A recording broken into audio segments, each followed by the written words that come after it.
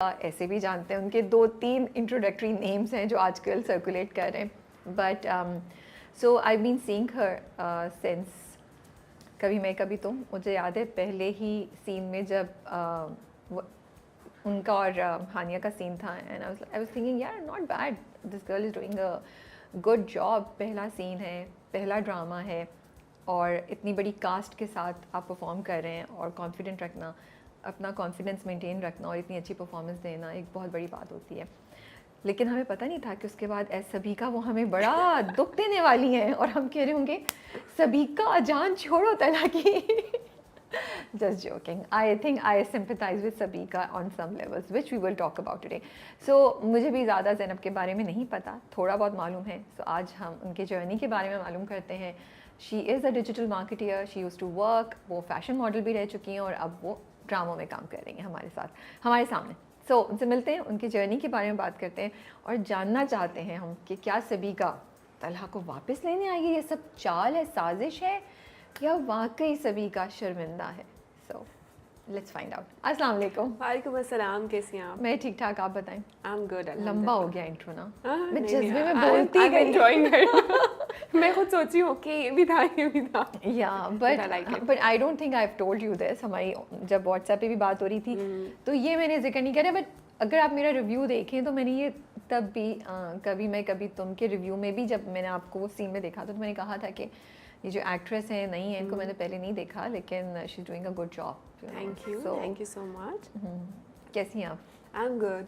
सो कितना सबीका का रिएक्शन आप पे आ रहा है? Oh my God. रिमेंबर आपने भी जब मुझे मैसेज किया I was like do you hate me too? So Sabika का रिएक्शन काफ़ी आ रहा है, but people are divided, you know. कुछ लोग उसको पसंद भी कर रहे हैं इन अ डिफरेंट वे, और कुछ लोग बहुत डायरेक्ट आ रहे हैं, दे आर लाइक के no you should go back, and they are actually telling me आप तो यूएस चली गई थी ना, प्लीज़ आप वापस चली जाए। सो जब बाहर जा रही हैं कोई लोग पकड़ के, किसी ने कुछ बोला ऑन फेस, बोला किसी ने कुछ? नहीं, अभी इस तरह से नहीं बोला, या शायद मुझे अभी टाइम भी नहीं मिला डायरेक्टली जाऊँ because I was busy, but Instagram and the social platforms are full of everything. मतलब मेरी जो इंस्टाग्राम की प्रोफाइल पे आप रैंडम किसी 5 महीने पहले की भी कोई पिक्चर देखेंगे ना, उस पे भी लोगों ने सबीका से रिलेटेड ही कमेंट किए हैं। ओके, सो वो लोग ढूंढ के आपको वो नहीं पॉइंट आउट करते, तो वो है। आप एक्सपेक्ट कर रही थी कैसा रिएक्शन आएगा? I wasn't expecting this much, but मुझे इतना तो था कि लोग थोड़ा हेट आएगा, थोड़ा कैरेक्टर को हेट आएगा, but it's coming more than that, which I was expecting. Okay, but are you okay to handle it? Yeah, I'm okay because Or people are hating you? Sabika. People are not hating Zainab. They are hating Sabika. लेकिन फिर भी वो अपने character के बारे में कुछ सुन के ना थोड़ा सा होता है, लेकिन फिर मैं दूसरी तरफ ये देखती हूँ कि it's proof of your success. सबीका कहीं ना कहीं तो कामयाब हुई है कि लोग कह रहे हैं कि भाई वापस जाओ, यू नो। तो रादर देन कि लोग डल रिएक्शन देते, लोग बॉदर्ड ही नहीं होते सबीका से, तो फिर आई थिंक तब परेशान होने वाली बात होती है। Exactly, and at the same time people are loving Roshi and Talha, और वो so it's a win situation of every character ना, कि सबको पसंद कर रहे हैं लोग। तो हम मीम से मोहब्बत में कैसे मिला, क्या हुआ, और सबीका का डिलेमा, वो सब हम टुवर्ड्स द एंड बात करेंगे। पहले हम मालूम करते हैं कि आप यहाँ तक पहुँची कैसे। So you never wanted to be a actor, that तो मुझे समझ आ रही है, ठीक है। जो मैंने थोड़ा बहुत इधर उधर जानने की कोशिश की तो ये तो कहीं ऑन द चार्ट्स नहीं था।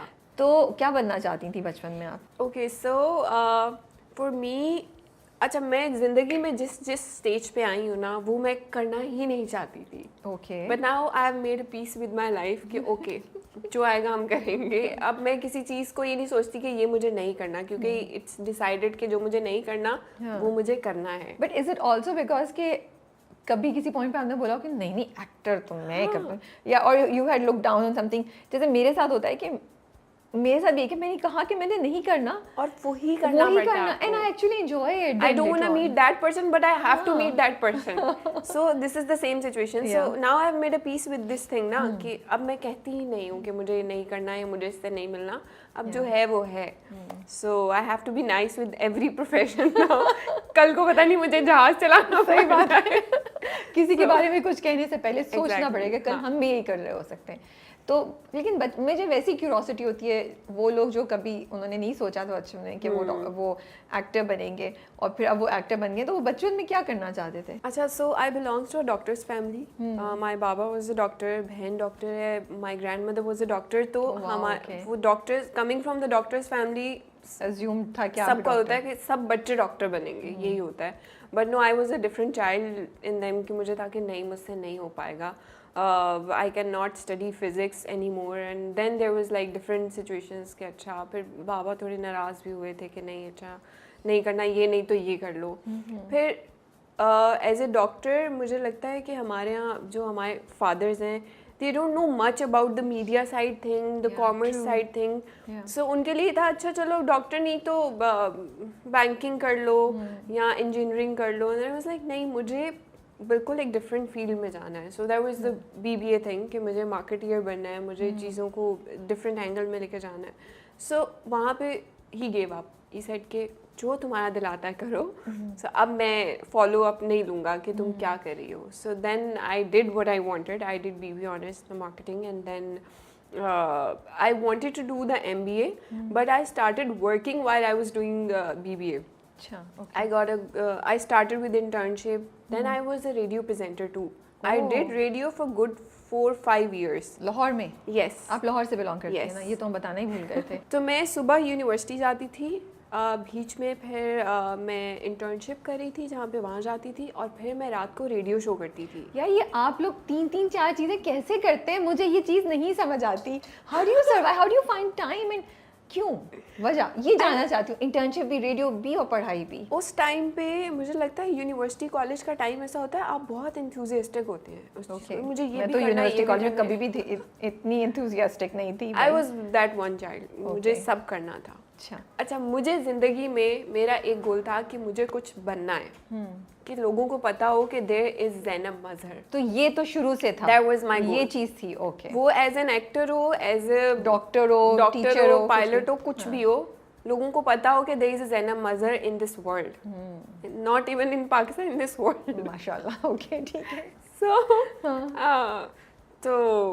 सो रेडियो, एंड उसके बाद फिर घर जाती थी और फिर नेक्स्ट डे की प्लानिंग. तो रेडियो तो I was doing 4 days a week. तो वो रात का जो शो होता है वो, या शाम का? ड्राइव टाइम शो होता था हमारा, कोई 6 to 8 का. मज़ा आता था करने में, मतलब उसमें तो बहुत बोलना पड़ता है ना. और वो मज़ा आता था कि आप अकेले कमरे में बैठे हैं और आप बोल रहे हैं. सो आई स्टिल रिमेंबर कि जब व्हेन आई स्टार्टेड रेडियो, तो मुझे 1 मिनट ख़त्म ही नहीं हो रहा होता था. मैं बोलती जा रही हूँ. और फिर जब I was use two of that thing, तो वो बातें रह जाती थी अंदर और पता चलता था टाइम खत्म हो गया है, ज़ैनब बंद करे शो, ज़ैनब ब्रेक ले ले. ये हो रहा. नाम क्या था आपके? मैंने 2-3 शोज किए थे. Once was drive time with Zainab Mazhar, ठीक है. And then there was another show जो कि मेरे को रेडियो प्रेजेंटर होते थे, RJ ज़ुहैब. तो उनके साथ हम लव गुरु शो करते थे. तो लोग अपने प्यार से रिलेटेड मसले बताते थे, और आप लोग प्यार के उनके सॉल्यूशंस बताते थे. आई डोंट नो, गलत मशवरे देते थे हम उनको.